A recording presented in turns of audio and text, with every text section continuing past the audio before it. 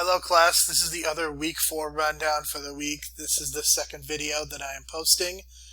This one is going to be about lower order concerns. So one of the things that I've tried to emphasize in these first few weeks is the idea that content is more important than grammar. It absolutely is, and it will remain so for the rest of the semester. However, there are some lower order concerns that I see in student essays that I think should be addressed and should be discussed. And these are some of the more common ones that I have seen over the course of this semester and previous semesters. I have seen issues with these 5 topics, and I've added another one as part of this PowerPoint as well. Second person usage, starting sentences with conjunctions, comma splices, fragments, apostrophes, and then I'll discuss how to avoid lower order concerns. So to begin with, I want to address what the idea of a lower order concern is. They are the following. There are issues with vocabulary. That includes sentence structure, fragments, comma splices, run-on sentences. There's grammar, there's punctuation, and of course there is MLA style. Content are what are considered to be higher order concerns. That is how you develop your ideas. That is how you organize your thoughts. Lower order concerns are primarily concentrated on these sorts of concepts. And if you look at the rubric, it's really only 30 out of 100 points. But I can't really create a video telling you how to develop your ideas more. That's something that I have to do on more of a case-by-case basis. And that is why it is important for you all to check on your individual comments, because I try to be very specific in what you need to do, how you need to develop your thoughts, how you can make your essay longer, and just kind of go from there. When we think about second person usage, what I'm really saying is do not use you or your in your essays. That's what I mean.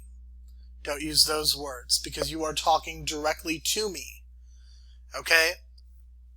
What I always recommend to students also, and this is something that I'm going to repeat over and over when I talk about these lower order concerns. But while you are drafting, do not worry about self-correcting. Your focus should be on correcting this error as you are proofreading and revising over your work. Now, why does this matter? Using second person means not being specific enough in one's writing. Okay?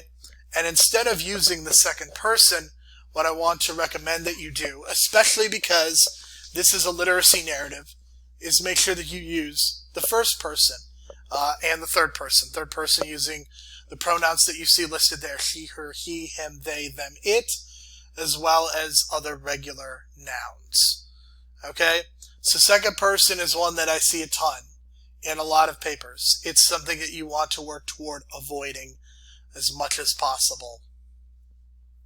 Something else that you need to do is to avoid starting sentences with conjunctions. What are or what is the idea of a conjunction? Okay?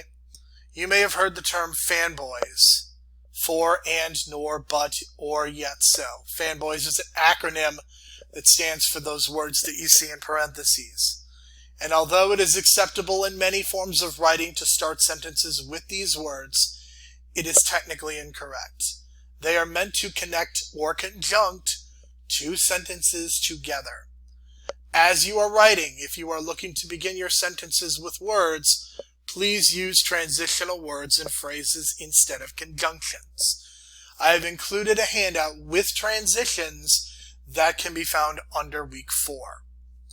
Something I want to specifically mention is the idea of starting with the word so. It is especially something that you need to avoid because it sounds too conversational. Do not write how you talk. Okay, and this, just as I mentioned previously, you want to worry about the idea of conjunctions and starting with them and avoiding them in the revision and proofreading stages of your writing. Comma splices. So I'm taking a couple of these things from Grammarly, which is a tremendous resource that you should be using, either the free version or the paid one. I'm quoting directly from Grammarly. When you join two sentences together, independent clauses, and only use a comma with no conjunction, This is called a comma splice. Some people consider this to be a type of run-on sentence, while others think of it as a punctuation error. Also from Grammarly, there are 3 ways to fix a comma splice. You can add a conjunction, change the comma to a semicolon, or make each independent clause its own sentence. This is closely related to issues of comma usage, something I will expand upon as the semester goes on, because I have certainly seen a number of comma issues in the assignments that I've read so far. Address this issue as you read through your work out loud. When it comes to fragments from Grammarly, put simply, a sentence fragment is a clause that falls short of true sentencehood because it is missing one of 3 critical components: the subject, verb, and or a complete thought. So basically, a fragment is something that is incomplete. There is something missing that turns it into an incomplete sentence. For a sentence to be truly complete, it must contain an independent clause which tells the whole story, even when isolated from its context. So you need a subject, a verb, and a complete thought. And basically, there are many ways to make a fragment. Too many to go over here, because if I went over this, it would turn into this whole big lesson, and most people make specific kinds of fragments. So when you read over my comments, see what kind of fragments you're making, and then if you want to discuss specifically pertaining to your situation, either through email or through a Skype video conference, at that point I will be happy to do so. I will be happy to go over any of the fragment errors that you are making in your writing. Okay? This is a big one, apostrophes. This is something that I think a lot of students are forgetting, but you cannot forget the idea of the apostrophe, especially when it comes to possession. For example, don't say author voice, say author's voice. If you have 2 nouns in a row and are trying to show possession, you need to remember that. You need to remember to use an apostrophe to show possession. Because what I am seeing is I'm seeing some people who just have an S at the end or something else, or they're abandoning it completely. But you need to make sure that you are showing possession with an apostrophe. And furthermore, when an author's name ends in S, you type it like this: Brooks is writing, not Brooks writing. Okay? Because when you put an apostrophe after the S, that is reserved for plural possessive nouns. Okay, but when we're talking about an author, we are typically talking about one person. Why does this error happen? Because students drop word endings when they speak. How to avoid lower order concerns. Proofread, proofread, proofread. I cannot emphasize this enough. You have to make sure that you are reading over your work multiple times before you turn it in. Okay, you have to make sure that you are reading out loud. You have to make sure you are reading for a specific purpose when you proofread. That's why I say you have to read multiple times, because you're not going to read through something one time looking for every single mistake. You need to read over your work looking for specific mistakes. Okay? There are a lot of students who simply think that they cannot write.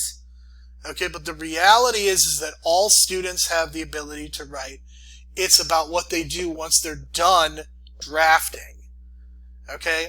And by the time many of you listen to this, and some of you may listen to this before the fact, but you will be in the revision and proofreading stage because you will have already turned in your draft.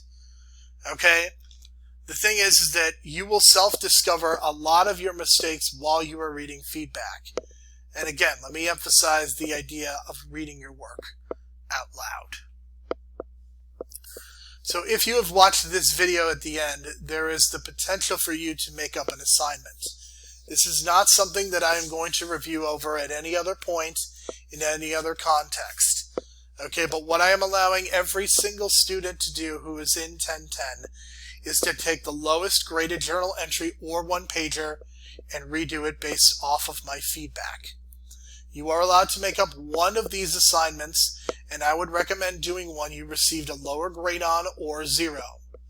Okay, if neither of these things are true, then maybe you want to wait or hold off, because there may be another opportunity to do a makeup later. If you turn in an assignment late and I did not accept it, you may choose to turn that one in as well, and you can count that. The makeup assignment should be turned in Sunday, February the 14th at 10 p.m. And how should you do that? You need to email that assignment. I know I've mentioned in the past that I do not accept emailed assignments. This is the one exception.